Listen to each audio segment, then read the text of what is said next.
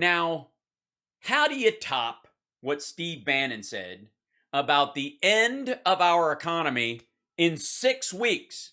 By the way, apparently at the hands of the Democrats who can't accomplish anything. I know. It doesn't seem to make sense, but it does. So Tucker Carlson is at the Patriot Awards in Hollywood, Florida. And the title, listen to this, Tucker, this is a challenge to civilization. Like, you think it's bad. Shit, grab that, will you? God damn it.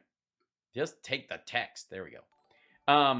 You think it's bad that Steve Bannon thinks that the economy is going to be over, that every way, like, I mean, we are obviously not going to be able to change hands. You know, money won't be able to change hands without everyone having the mark of the beast. Obviously, by Christmas is clearly the goal. But Tucker's like, that's the economy. This is civilization. We are going to devolve into the lowest form of human interaction, which, of course, is boomer assholes behind a red line at the Patriot Awards. Apparently, this is the collapse of. He might have a point. Yeah. So this is called Tucker. This is a challenge to civilization. Thank you very much. Thank you. We are here on the seat of the Patriot Awards in the Patriot Awards. The Patriot Awards. If they aren't just giving out like financial help to veterans, this is just gross. In the good Hollywood, Florida, you can stream the whole thing. Oh, the good Hollywood. I see. Sorry. 1 second, real quick. I just got to make sure. I got to check that.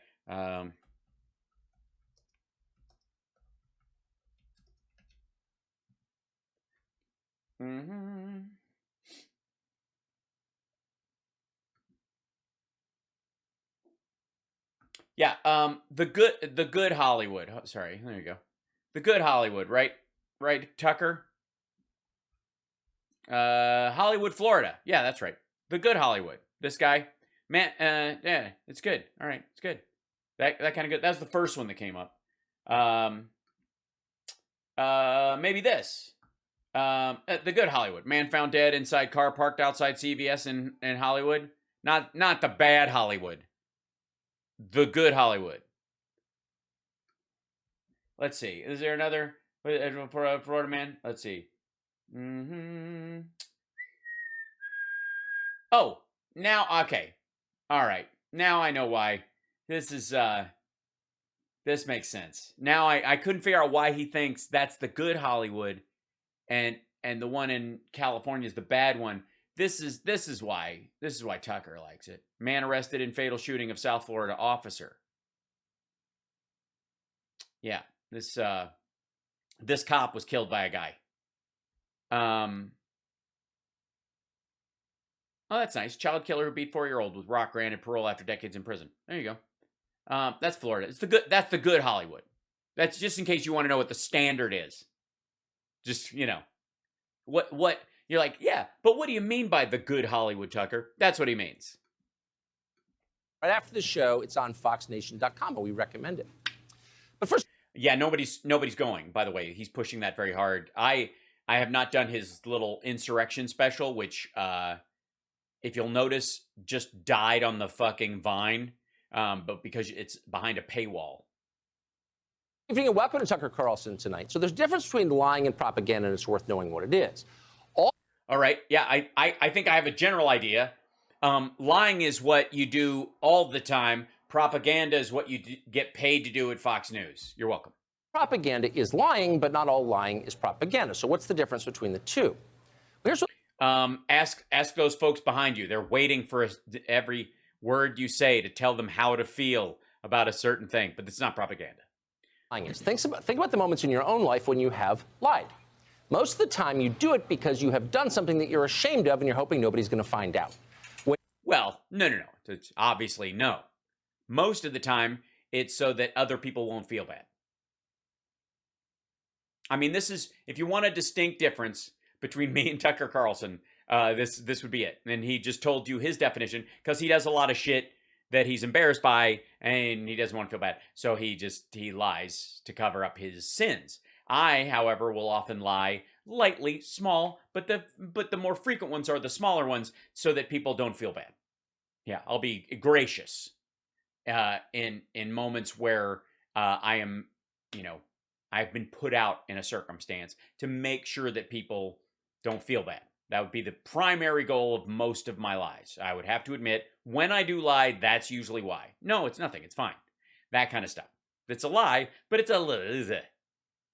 But when Tucker lies, it's because he was at dinner with Matt Gaetz and a woman who was more than likely underage with someone other than his wife, and he doesn't want anybody to find out. Or he's talking about how Sean Hannity lies, which is a whole different timescale. Caught, as inevitably you are caught, you shade the truth. So someone says to you, "You're drunk." Do you? Do you? Oh, sorry. What's the version of this? When you're caught, as inevitably you are caught, you shade the truth. So someone says to you, "You're drunk." And you say, "No, I'm not. I've only had 3 beers." But actually, you had 8 beers. You're lying. Oh, did I? Is that how it works? So you mean like a DUI kind of a lie? I see. Okay, hold on one second. Let's see.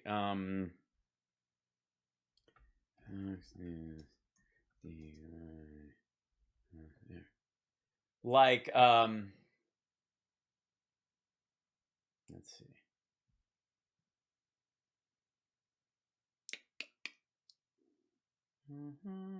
There's a lot of these. Shit. See more. All right, this is good. That's fun. Okay. Oh, I see. I see.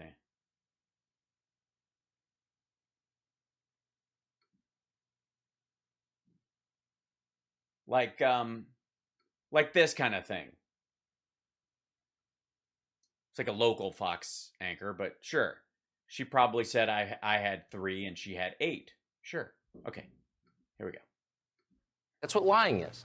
Propaganda is very... Oh, all right. Propaganda is everyone in the country must have 8 beers, and I will have 8 beers, and you only had 3, and you don't even different from that. Propaganda is not a shading of the truth. Propaganda is a complete inversion of the truth. You're drunk, somebody tells you. No, I'm not. You're... No, that's not true either. Propaganda can be the artificial inflation of the success of a country or an organization beyond what that success is in an attempt to manipulate people. It is lying with a political purpose. Why, you're the one. Oh, hi. Love you. Rest where we'll order foods. Okay, well then I guess we won't. Drunk. You've had 8 beers. It's shameful, and I'm disgusted by your drunkenness. That's what propaganda looks like. It's the mirror. Is it? I'm sorry, I must have missed all those giant Russian paintings about beer. Of reality. It's the exact opposite of the truth, and it is always delivered with ferocious aggression. No, it is not. What? This is just fucking dumb. Like, here, let me show you something. Let's see. Russian propaganda. How easy is this? Shit. Let's see. There you go. Images. Let's see.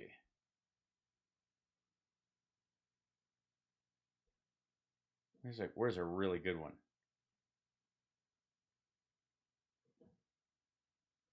I guess Russian propaganda artwork.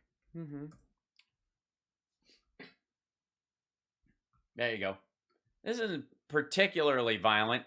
I think it's there you go. 7 decades of Soviet propaganda. There you go.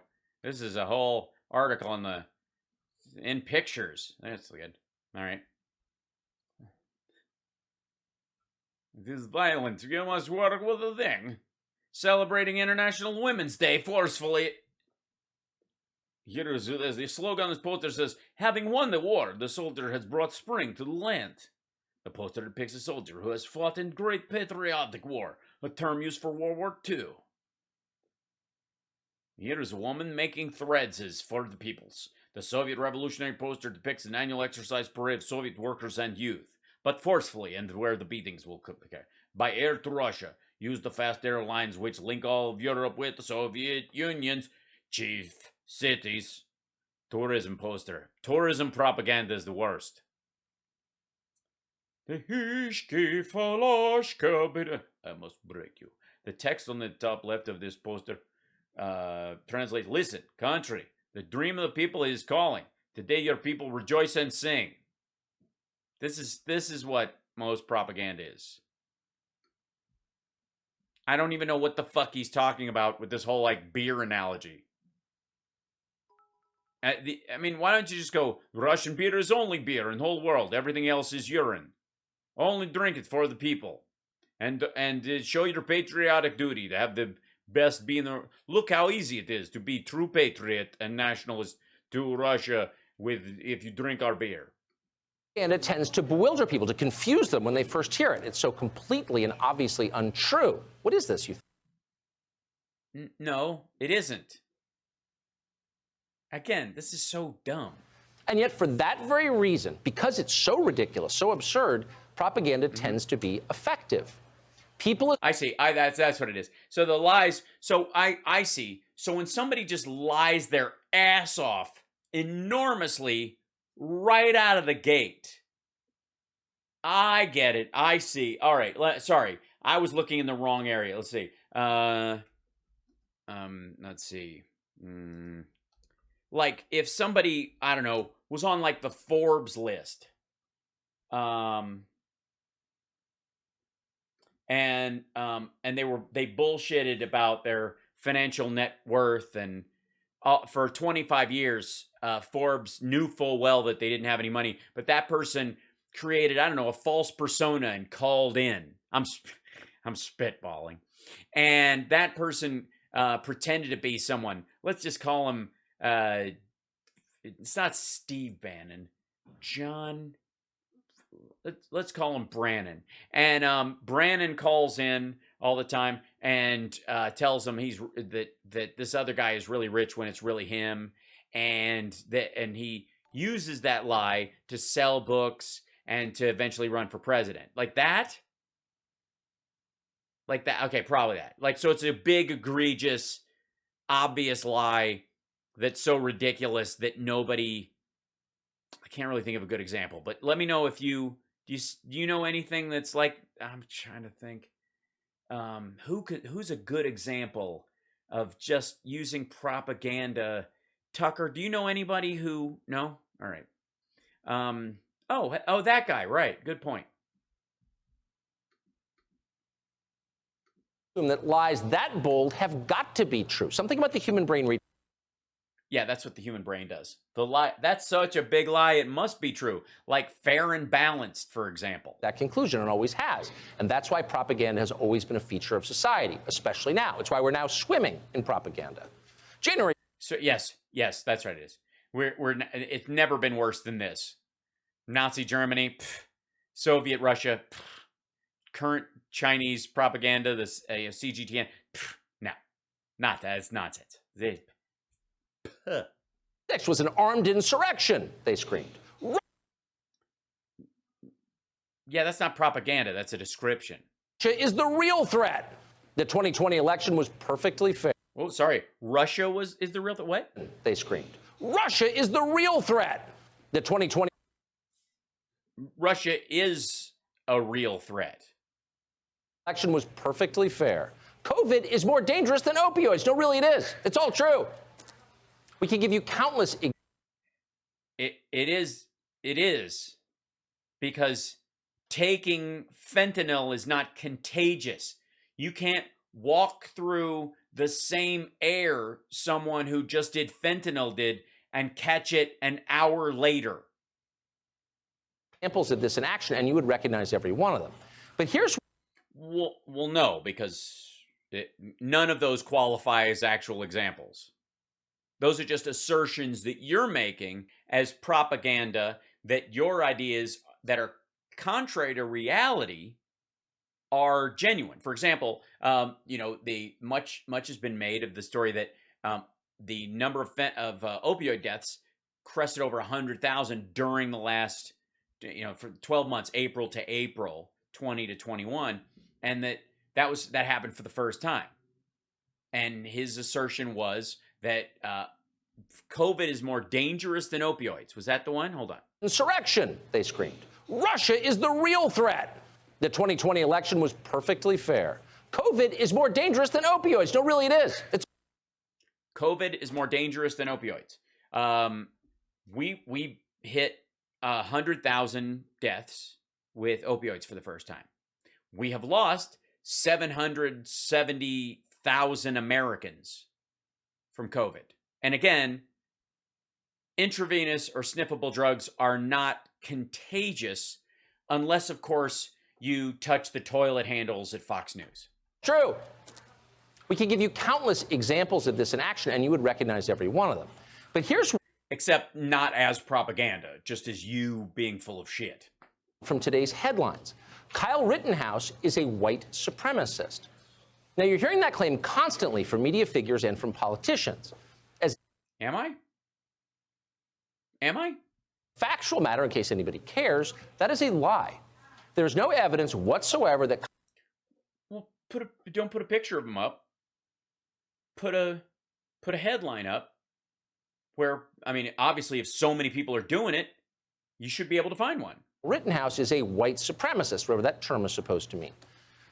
It means white supremacist means somebody who believes that whites are superior to all others and that therefore subcultures should not be allowed to be in any positions of power because what am I telling you for? Your head writer was actually let's see. I'll tell you what.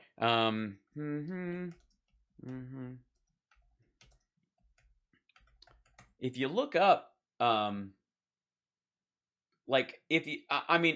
probably not the person to give you a real definition of white supremacist, especially since you have a very close friend who can probably do a better job of communicating in a language that you, fucker Carlson, will totally understand. You know what I mean? You guys have a shorthand, you know?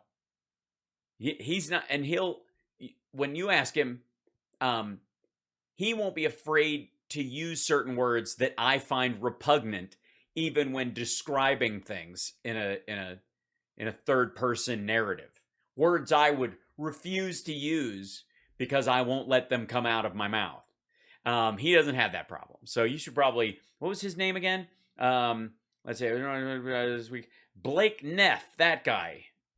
Respond to a thread of another user in 2018 with the subject line, would you look at this, do LASIK eye surgery for 50% off? I wouldn't get LASIK from an Asian for free. No. Subject line is not sensitive form.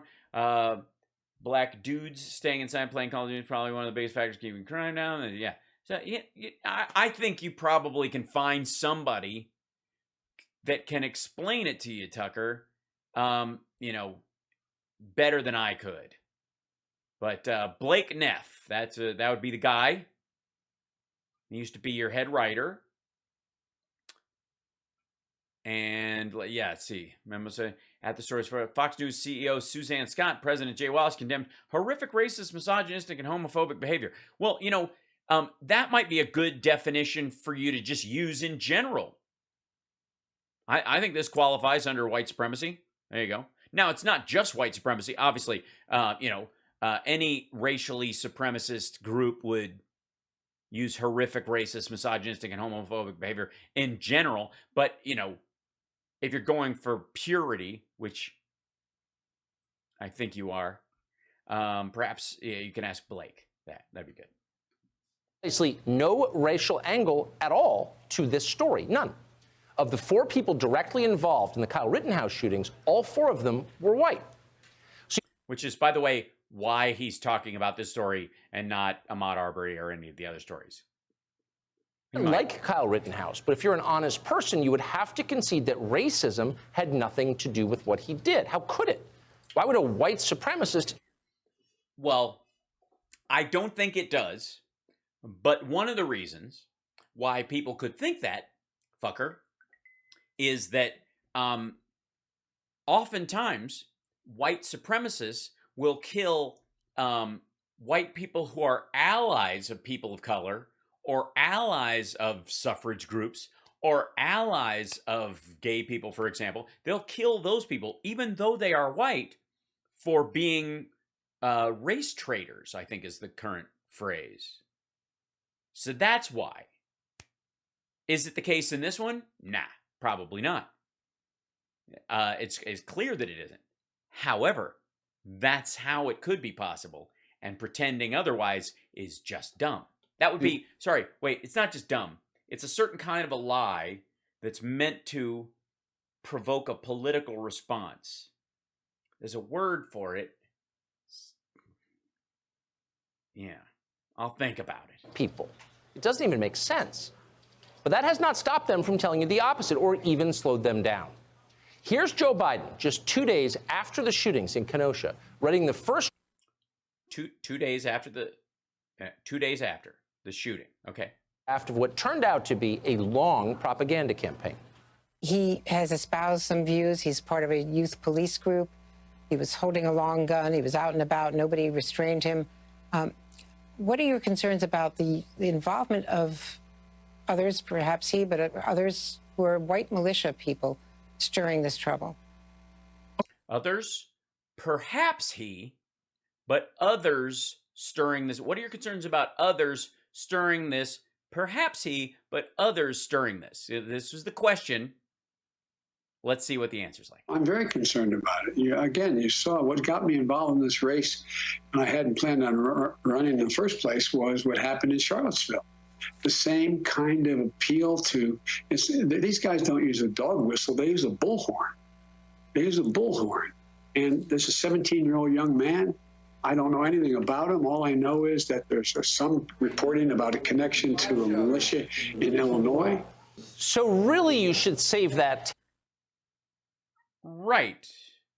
So he was saying, like, the militia groups she's talking about, and the Charlottesville folks, they don't use dog whistles, they use a bullhorn. This 17-year-old boy, though, I don't know anything about him, but he might have a relationship to that. You could have continued to play this, right? You could have played the whole clip of what he said, more so about Kyle Rittenhouse than the actual thing. You could have played that, but you stopped the edit at one point. Now, I'm curious, and I know my audience is curious, Tucker. Would that be a lie through obfuscation or omission, or is it straight up propaganda? Because I'm going to go with propaganda. It is a textbook example of what's going on, of what they do. Notice the you're the one that clipped it. Of that conversation. So the propagandist from NBC News doesn't come out and call Kyle Rittenhouse a white supremacist. She can't do that. The shootings just happened hours before. The facts are too fresh. There was no evidence that Kyle Rittenhouse had ugly racial views, much less that he was motivated to shoot people because of those views. And everyone who was paying attention at the time knew that very well. So instead of making the claim directly, the liar from NBC News stealthily broadens the question. Are you concerned? Stealthily broadens the question. Again, is what Tucker is doing right now a lie or propaganda? I'm going to go with propaganda, because this sounds like something that the Chinese government would talk about when pushing back against the United States criticism about the Uyghur concentration camps. Others who are white militia people. But wait a second. What other white militia people? Where are these people? What are you talking about exactly? But the liar from NBC News never tells us what she's talking about. That's not the point. She has given her candidate, Joe Biden, the opportunity to take it from there, which, of course, he immediately does. That's the point of the setup. And then Biden goes on to invoke the protests in Charlottesville, Virginia from years before, which have precisely nothing to do with anything that happened in Kenosha, Wisconsin in the summer of... Well, she was relating that the stirring up of violence might be related and it might be happening in relation to the shooting of Jacob Blake and other folks, that this would be an ongoing problem he's probably going to have to deal with as president. And that would be the question around that. Now, cutting off what he said, taking two pictures, one of Andrew Mitchell and one of Joe Biden, and then inserting words into their mouth or redirecting the conversation based on how you think the conversation should have gone, and then asserting answers to the questions that were never asked, that's propaganda. 20.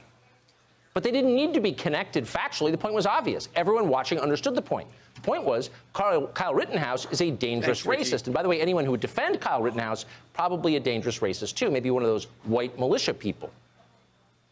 Well, no, he was the idea that he might have been a part of them was part of the news cycle right then, but that the older people, and that's why he made a distinction between a 17-year-old and everybody else. But that's a concern that the country was dealing with as a whole in relation to the unrest. Is there a tipping point where this becomes dangerous?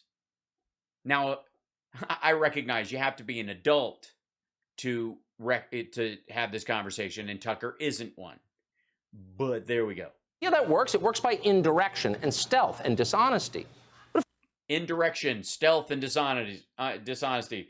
Just like all propaganda. This is all indirect. It's all stealthy. It's dishonesty is all stealthy. It's just like it sneaks right under the, look at that. It's all like, I don't even know if I'm looking at something right now. Are my eyes even open? I don't even know. I don't know where he's going to put that, but I doubt you'd sit down for a week. Gee whiz. Yeah, it looks very oh, here you go. Be stealthy. She says, be stealthy. Don't say what is being said, okay? Understand that. Oh, I know what you're talking about. Wait. Hold on. Now, I can understand. Yes, there is a real issue with propaganda. It is true. In this country right now, there's a lot of dangerous propaganda in terms of, throughout. There's a lot, and I think, sorry. Oh, here you go. At least at least when it comes to propaganda, they keep it subtle and sneaky. Jesus Christ. There you go. How about this one? This one, yeah, at least it's sneaky, it's subtle, it goes around a corner and comes back around. It's propaganda, it's reach around propaganda. That's what you're getting. Look at this. There he is, adding some stars, because I don't know if you know this, but while Trump was president, he added 2 more states, Afghanistan and Iraq. But as long as, human beings have been around, there's been propaganda, obviously. And Jesus Christ, there's a lot of this shit.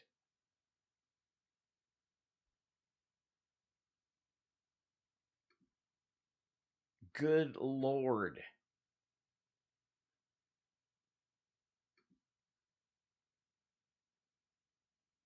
All right, now I'm gonna now it's nightmare fuel at this point. But okay, sorry. What really happened? Tucker, show us pictures of what Trump's physique really looks. No, don't. You see it because you see it every day because it never ended. They're still telling you the same thing now. The president's okay. So he said, I don't know about this kid.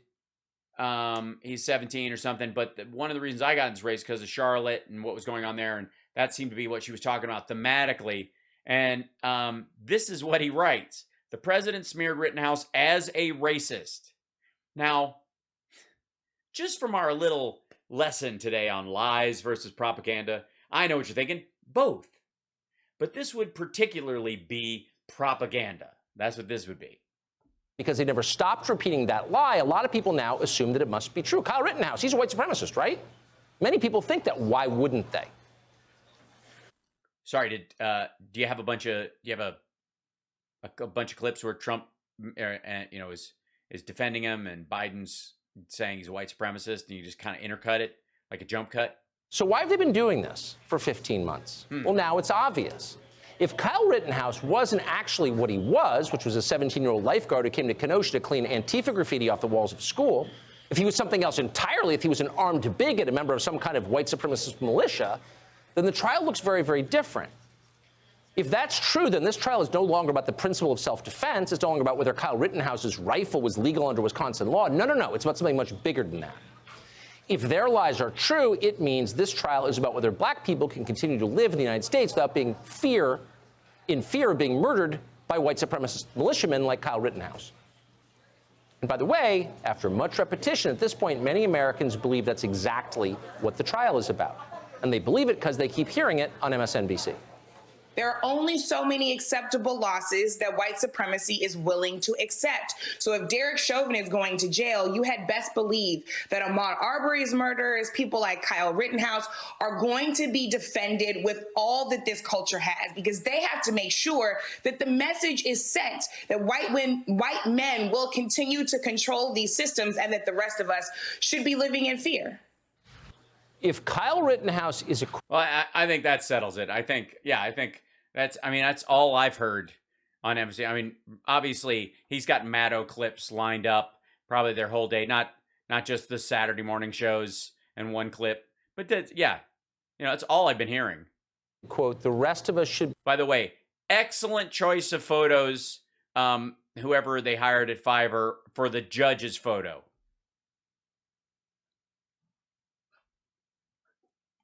Living in fear. Now, why would we be living in fear? Because Kyle Rittenhouse might go on to shoot other convicted child rapists and... No, because the idea is that black people would go to jail at a higher clip and white guys would be let out, especially the Ahmaud Arbery case, which is the primary thing that she was talking about. And that's very concerning, that there would be two separate systems of justice, and that would make them live in fear because of that. They're not worried about Rittenhouse going door to door. Criminals who are actually trying to murder him? That's the threat? How afraid should the rest of us be of that? Once again, that claim doesn't even make sense, but it doesn't need to. The fact that it's nonsensical does not diminish in any way the emotional power of those words. The rest of us should be living in fear. Imagine hearing that on live television from someone you're supposed to trust. It would scare the hell out of you. Yes, it would. And of course, that's the point of saying it. Well, hold on. Thank God that no one, is saying things that the rest of us should be afraid of. Right, Sean? In the Pacific Ocean, he refused to stand up for Taiwan amid the never-ending threats of forced, quote, reunification. The New York Times referred to it as little more than polite words. Still immediately following the call, then China threatened the U.S. and accused us of playing with fire over any tepid support of Taiwan. Communist China is a hostile actor, a malignant regime. Joe Biden is too pathetically weak. I believe the Biden family's compromised, hence the Hunter Biden zero. Well, at least, Tucker, at least no one's trying to make us afraid. Experience $1.5 billion. Yeah, at least. But there's another point, too, and that point is to subvert our system of justice. American justice is based on the principle of equality, the principle that all of us are equal under the law, no matter what we look like, no matter who our parents were, no matter where we came from. That's called equality, and until very recently, our leaders were proud to offer it. Equity is something very, very different. In fact, oh dear. By the way, unrelated terms overlap. What is it when you take a word that doesn't apply to a situation and make it apply to a situation to be politically manipulative? It's propaganda. The opposite of equality. If you think equity is the point of the justice system, then you don't care about the details. You're not interested in the evidence. You're not interested in who is actually guilty or innocent before the law. What you care about instead is the appearance of the defendants, the identity of the people who are convicted and acquitted. Yeah, no. And the only application of the word equity in this situation is that everybody has a right to remain silent. You have a right to an attorney if you can't afford one. You have a certain rights that are protected regardless. This is normal. The thing is that some people don't get those things and therefore find themselves like Malcolm X's accused killers. According to the principles of equity, how you were born determines whether or not you are guilty. That's equity. And it's not a fringe theory anymore. No, that's not what that means. But, changing the meaning of a word to suit your political aims to scare people, propaganda. Joe Biden himself, equity is the organizing principle of this White House. He said so the day he was inaugurated. But in order to replace equality in our justice... Yeah, but he also didn't mean your definition of equity. It's kind of like you didn't know the definition of white supremacy, and yet you had a white supremacist that you had to fire because he was caught as your head writer. Not as one of your writers, not as an editor, not as a dude who cleaned up after everybody went home, not a how did he get in here? Who got my password and started adding racial epithets to my nightly scripts in the teleprompter? No. Head writer. And every other institution with equity, that means you have to tear down the system we currently have and have used for the last... Wait a minute. Tear down the system you actually have. Where have I heard that phrase recently? I know I did. Yes, let's see. I know that's in here somewhere. I think I saw it I think I was reading something like this on my iPad a little bit ago. And let me see if I can find this, if I might. Yeah, here it is. Let me see if I could throw that to this guy. Let me see if I can check that up there if I could. Yeah. I think I've heard a phrase like you're talking about in something I just read on the Bulwark. It's so strange that you would pull that up. You'd say sorry, what was that? Let's just clarify. What was that again? That equity was what now? Equity was something with the... Equity, that means you have to tear down the system we currently have and have used for the last 250 years. That's not easy. It's a big... Gotcha. Okay, so that's what equity is. I see. Let me see. Let's see. Bannon claiming his indictment. Bannon clearly saw opportunity to gain attention. People in this Washington Post on Michael Garza notes this week. Public figures. Bannon spelled out his plans and strategy to me. Here it is. This is it right here. Oh my God, this is the part I was reading. It's funny that way. It was this whole thing. Bannon spelled out his plans and strategy to me way back on November 12th, 2013 at a book party held at his D.C. townhouse, the so-called Breitbart Embassy. I'm a Leninist, he told me as he introduced himself. He then went on, as I recounted in a 2016 Daily Beast article, to inform me that Lenin wanted to destroy the state. That's my goal too. I want to bring everything crashing down and destroy all of today's establishment. The establishment included GOP leaders and what I was considered the conservative press.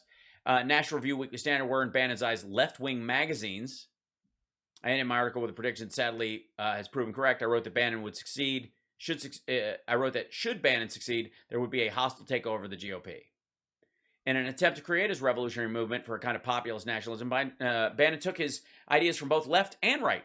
His claim to populism extended to praising Bernie Sanders' call for limiting immigration because he thought it would hurt American workers. In 2018, an interview with Ben Schreckinger of GQ magazine, Bannon proclaimed that the greatest power on earth is the working men and women of this country, which might as well have come from Eugene Debs in the 1920s. Schreckinger responded that Bannon's words reminded him of Woody Guthrie. Bannon responded that although the populist left had taken Guthrie's most famous song as their own anthem, "This Land Is Our Land," is still one of the most powerful songs written in this country, so I'm a big fan. Above all, Bannon's Leninist tactics led him to take the strategy for his populist campaign from the most extreme leftists of the 1960s, the Weathermen. later the Weather Underground. He echoed particularly the New Left's most visible and potent leader, Tom Hayden. As David Frum noted in The Atlantic, Bannon's antics are reminiscent of the Chicago Seven. The defendants, including Hayden, in the 1969-70 trial recently glamorized in Aaron Sorkin's Netflix movie. In that trial, the defense ignored the law and normal courtroom procedures to stage what Frum calls a media spectacle intended to show total contempt for the rules and to propagandize the viewing public into sharing their contempt. The basis of the charges against the Chicago Seven was the violent mayhem during the 1968 Democratic Convention. Hayden instigated those who came to protest to engage in violence. Frum rightly sees a point of comparison here between Hayden and Bannon. Hayden thought of it that if the 1968 protesters turned violent, it would provoke a tough response from the mayor and the Chicago police, thereby exposing the true fascist nature of the United States. By the way, this is where the Weather Underground, the Chicago Seven, and Hayden himself, where they don't diverge that much from Charles Manson. And as a matter of fact, were more effective in showing this than Manson was. Almost the same plan. The Weather Underground and the Manson family were two peas in a pod. Bannon, meanwhile, anticipated an attack and all hell breaking loose on January 6th. And indeed, the pro-Donald Trump mob, as Frum writes, forced police officers to shoot to defend defend the office holders whom it was his duty to protect. Not only did Bannon adopt the tactics of Hayden, but he also paid homage to the weathermen. In a Tea Party speech in New York City on April 15, 2010, Bannon inflamed the rowdy crowd, beginning with a fierce attack on the financial elites in the political class who, during George W. Bush's and Barack Obama's administration, arranged bailouts and economic rescue measures to prevent major financial crash after the collapse of Lehman Brothers. Then Bannon made a statement that echoes a line in the late Democratic Socialist leader Michael Harrington used to make in his speeches. Harrington said that America creates, quote, socialism for the rich, capitalism for the poor. In Bannon's rendering, the American system offers socialism for the very poor and the wealthy, and a brutal form of capitalism for everybody else. Bannon ended his 2010 speech with a reference to the left-wing terrorists lifted from Bob Dylan's Subterranean Homesick Blues. It doesn't take a weatherman to tell you which way the wind blows, which is where the weathermen got their name, by the way. And then an even more explicit, if it was somewhat obscure reference to the weathermen, the wind's blowing off the high plains of this country through the prairie and lighting a fire that's going to burn all the way to Washington in November. Although his audience may not have caught the reference, Bannon was saying that he and the Tea Party were revolutionaries, a new right-wing version of the Weather Underground, who also want to bring down the system. The publication in which the Weather Underground spread its idea was known as Prairie Fire, because they wrote, a single spark can start a prairie fire.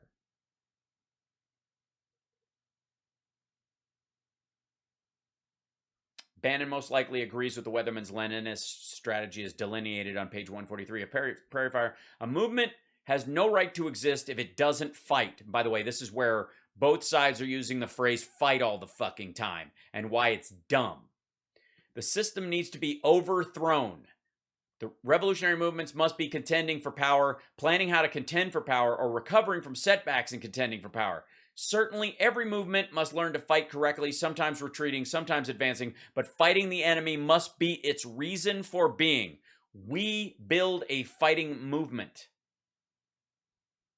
So when Tucker Carlson is telling you that the purpose of equity is the destruction of the system that we've enjoyed for 250 years, he's talking about Steve Bannon and Donald Trump and everything that he has chosen to foment as well. How do you do it? Well, in the justice system, there's no faster way to tear it down than by calling judges racist, which, needless to say, is exactly what they're doing now. He has made a series of decisions. Each one perhaps may be individually defensible, but in totality lead to the impression of a biased, racist judge with his Trump rally cell phone that is trying to get Rittenhouse a walk. The racist judge. So that's well,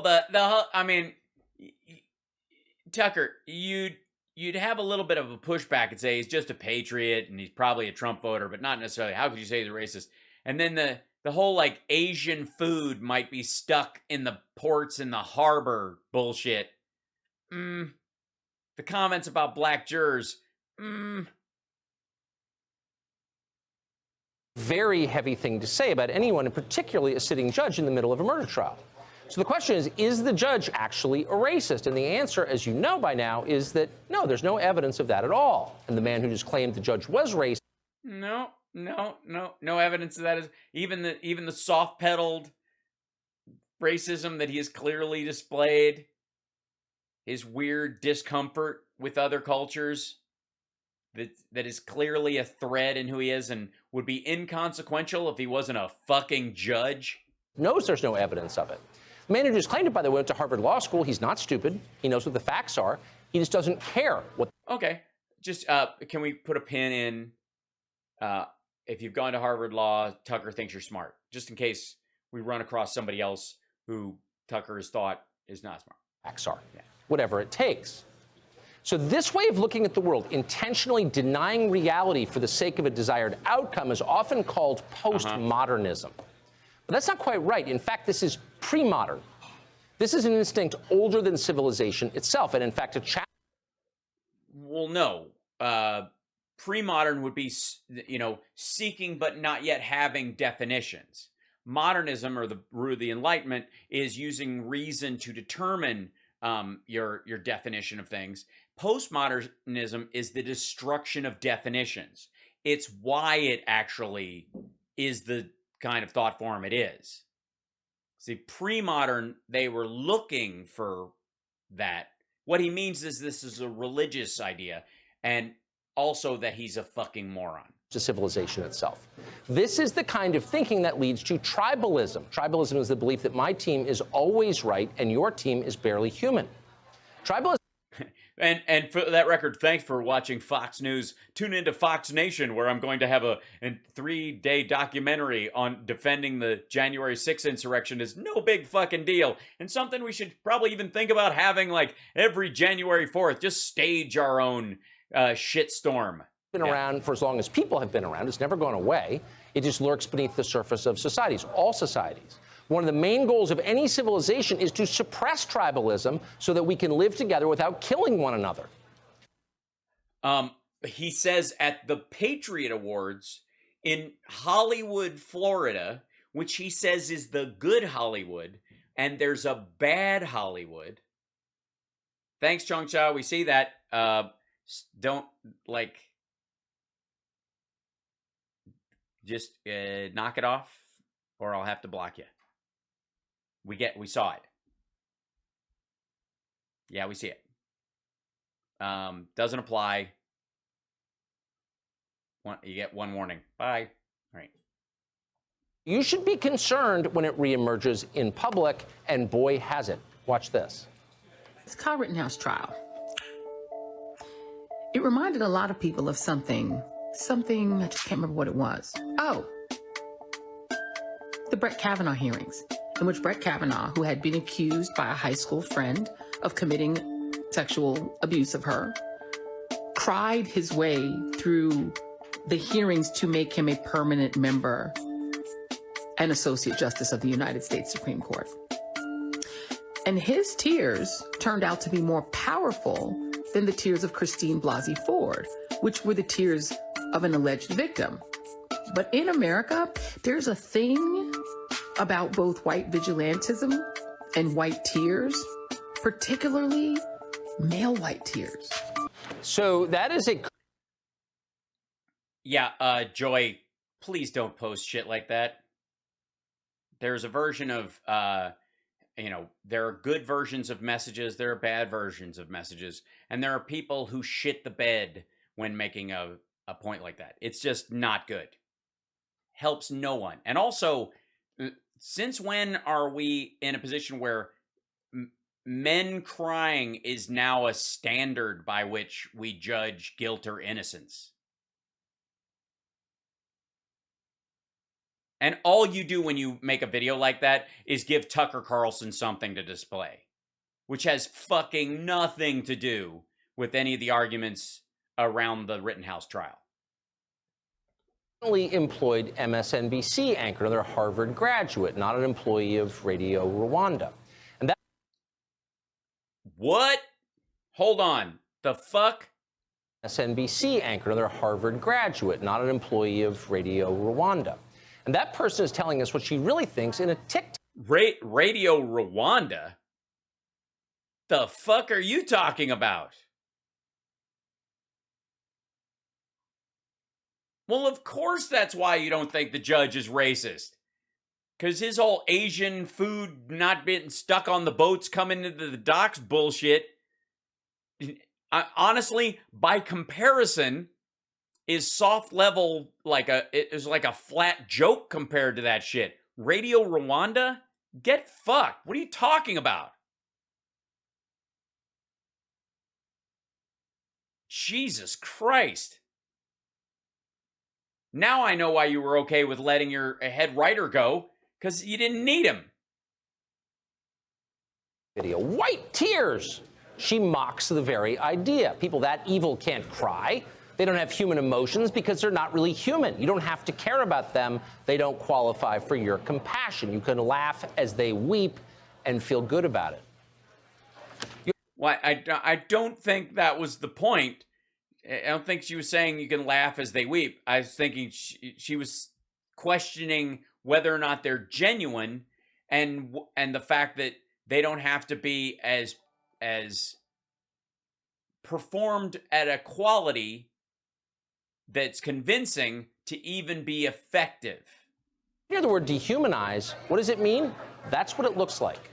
So you wonder how long this. Well, no, a human being can fake crying to get out of something. And human beings in a hierarchy can use that effectively. And if you don't believe me, look at the scale of attractive people crying versus unattractive people crying in terms of getting out of tickets. Go on in our country before something really important breaks. Hey, Sean Hannity here. And by the way, that was the threat to civilization, just in case you were wondering. This is a challenge to civilization was the name of this one. And what the fuck did we go? We started off at propaganda and we went to him selectively editing a piece of an interview to give the impression that Biden called Rittenhouse a white supremacist, and then ended all of the people that he showed speaking about this after that were black woman, black man, and then black woman, and then that's where he faded out. This is what I would refer to as propaganda, because not only is every premise he put forward bullshit meant to manipulate his viewer, but I mean, even just flipping past this, Rittenhouse trial, a turning point in our nation. No, it is fucking not. It fucking well isn't. If the OJ trial or the Rodney King trial wasn't a turning point in our fucking country, neither is this. The only way the Rittenhouse trial would be a turning point, and if the way he would hope it is, it seems, is that Rittenhouse gets convicted because of the, public outcry. He gets convicted harsher than the conviction they believe he should get. And that people react immediately and violently about this by taking up arms and just shooting people. Now, even if, and it's not going to happen, but even if Rittenhouse was convicted heavily on some of these things, number one, the judge is not going to give him a major sentence on it. He may even just throw out the conviction himself. He can do it. But on top of that, there's so many points of appeal that Rittenhouse would more than likely appeal, even on the lesser charges he might get something on. And the idea that the guys he was with on the night or something are just going to set up like snipers, like the Bundys on a fucking bridge, and open fire on people is wishful thinking on Tucker Carlson's part. But it's not going to happen. Most of the time when you see a situation where there's outcry or something fucked up, it's when somebody gets off for something that they did to the person or whatever, like a police officer gets off for doing something, whatever, when someone is dead. In this case, that's largely because whoever the group is more likely to be violent about it or is ginning up violence around themselves is resting all of their political future on this particular trial. The right wing isn't. The militias aren't. Like, he's a story, but they know he's going to appeal. They're not going to go burn down fucking Kenosha about Kyle Rittenhouse. It's not going to fucking happen. If he gets probation, you're not going to see 3 nights of street burning because Kyle Rittenhouse got off in Kenosha. They have to be careful about it because there might be, like Antifa folks who believe that the 3 that were killed were sort of part of their clan and they want to show something, but it's not going to be on the level of last summer. Nobody thinks it will be. So the idea that it's going to be pivotal in how the country deals with things is just horse shit. And the only reason he thinks so is because so many people on the left have put their nuts on the scale, counting on an outcome. And so you could basically own the libs if he gets off, instead of just letting the law play out the way it is. Ugh. Just dumb.